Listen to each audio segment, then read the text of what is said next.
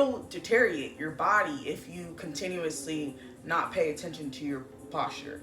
So we're gonna go through T-pine foam rolling. So a lot of people's problems is they don't have enough flexion in their backs or having terrible posture.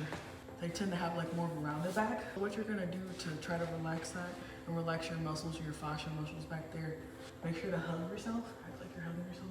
You're hugging yourself so you can open up those back muscles. You're gonna go up, scoot your feet back, go up and do a glute bridge, okay?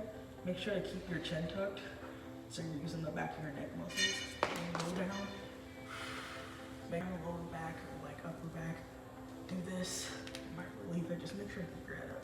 I know it's a little uncomfortable to keep your neck active, the whole movement, but it's good for you, so just do it. Can be really tight, so I suggest you doing trigger pointing before you stretch, just to get the muscle like loosened up, just like a massage. So what you're gonna do, put this hand behind your back, like this, okay? Take the ball, you wanna set it right here, okay? If you have bigger chest, just hold the ball, so you can do this, and then you're gonna put all your weight on the ball and just kind of roll it around. Now the hardest part is you kind of just want to get up your upper chest, so your pec minor, which is like right up here, that's typically the one, like I'm tight right now, that's typically the one that gets tight. You'll find a soft spot, so it'll hurt when you hit it, and then you'll lean into it, hold it for a second,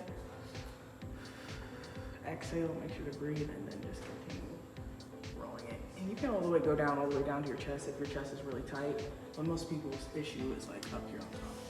So we're gonna go over trigger pointing. So a lot of the times people's teres minor, which is like right here, it's like really close to your rear delt. A lot of the times that gets tight, and if you touch your arm right now, you probably can feel it.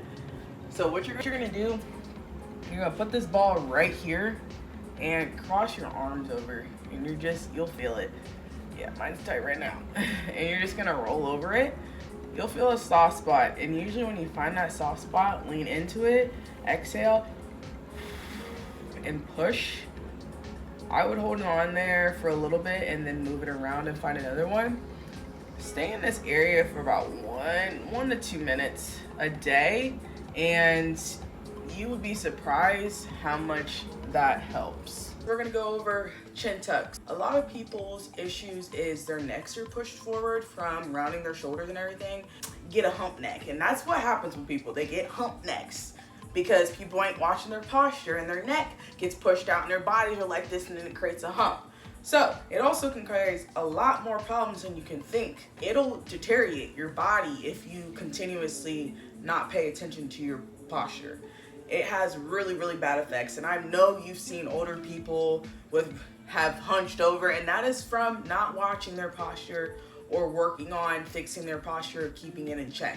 If you want that pretty back, looking pretty, and to not look round as hell, you gotta watch your posture. Reason why models sit like this and ballet people sit like this and they have really good posture, which is great because everyone should have good posture. So we're gonna go over the chin tuck. So you can do this pretty much anywhere you're at.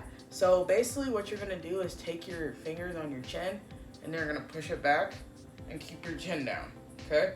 From here, you're going to go ahead and look up and down. I know that's so weird, but keep it back, keep it pushed back, looking up and down. Do this 1 to 2 minutes.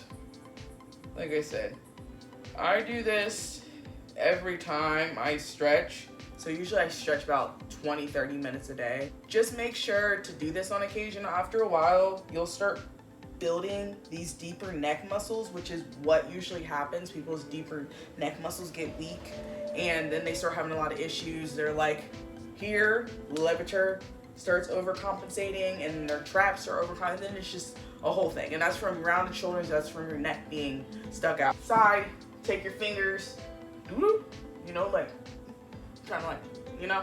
So you're gonna push your head back and chin tucked, eyes for 1 to 2 minutes. And you should feel a tension back there on your neck for sure if you're doing it properly. And obviously, the more you do it, the better. Point where you're almost having a hump neck, this is your time to start this and get it moving. So this is gonna be very crucial for you to at least be doing 1 to 2 times a day. Don't only hold it for a minute, but you should take breaks. Like the next day, don't do it at all. Because especially if it's really sore, don't do it. Just give your body some break, muscles time to recover, and then do it again the next day. It's gonna take a good 6-8 weeks of consistency, and consistency is so important. Make sure to remember that. That's with anything, that's with healing muscles, anything. Like if you've ever been through physical therapy, you understand that.